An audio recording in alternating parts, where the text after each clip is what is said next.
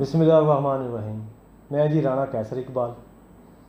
मेरे को कल शाम कॉल आई थाने से कि थाने कल आपने 11 बजे इकट्ठ है आना है।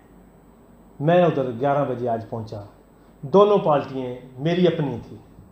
मैंने और जो शफकत ASI है उन्होंने उनकी बात सुनी और कंप्रोमाइज़ की तरफ आ गए। हम बिल्कुल कंप्रोमाइज़ हो गया।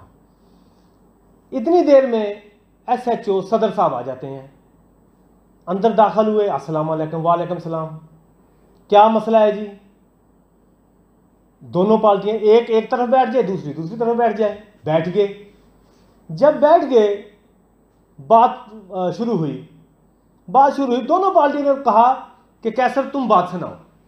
मैंने बोला कि सर जी अल्हम्दुलिल्लाह हमारा कंप्रोमाइज़ हो गया है, करीब है।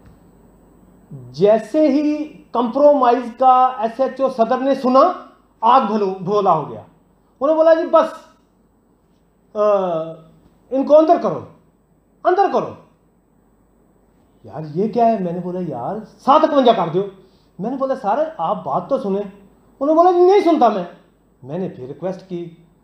जहरी गल बात, मेरे जो अजीज थे दोनों उठ के चले गए। मैं उनके साथ बैठा रहा, SHO साहब के साथ। मैंने बोला सर जी कोई ऐसा फर्म बता दें जिधर मैं जाके अपनी आवाज़ बुलंद कर सकूं कि यार हमारे साथ ये ज्यादती है, ये मसला है।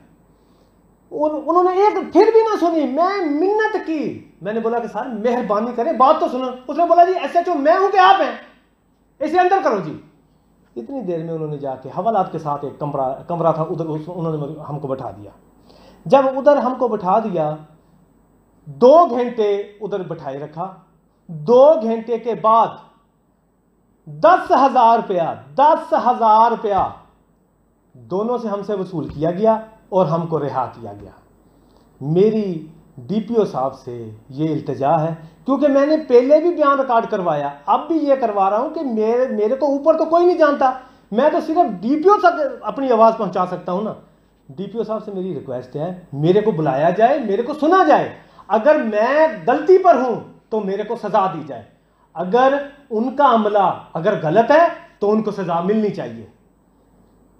पुलिस का महकमा तहफ़्फ़ुज़ देने के लिए, थाना है तहफ़्फ़ुज़ देने के लिए। अगर आप तहफ़्फ़ुज़ नहीं दे सकते तो आप ये थाना बंद कर दें। बात तो ये है ना, सीधी सी। लेकिन मेरी रिक्वेस्ट है, DPO साहब अच्छे ईमानदार आदमी हैं और हमारे शहर में अमन हुआ है। उनके आने से हमारे शहर में अमन हुआ है। लेकिन खुदारा वो अपने पुलिस डिपार्टमेंट को सेट करें, पुलिस डिपार्टमेंट के ऊपर नज़र रखें। ये कच्चे के डाकुओं से भी ज़्यादा खतरनाक डाकू हैं। मैं दोबारा ये कहता हूं DPO साहब, ये कच्चे के डाकुओं से ज़्यादा खतरनाक ये डाकू हैं। सर जी अगर मैं 10,000 ना देता तो मैं शरीफ शहरी तो मैं अंदर पड़ा रहता सारी रात। अगर 10,000 ना देता तो सुबह मैं अदालत से जाकर अपनी जमानत करवाता।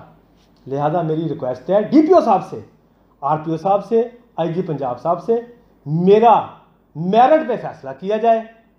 मैं शरीफ शहरी हूं, मेरा रिकॉर्ड पता कर लें, मेरे साथ हेल्प की जाए। अस्सलाम वालेकुम।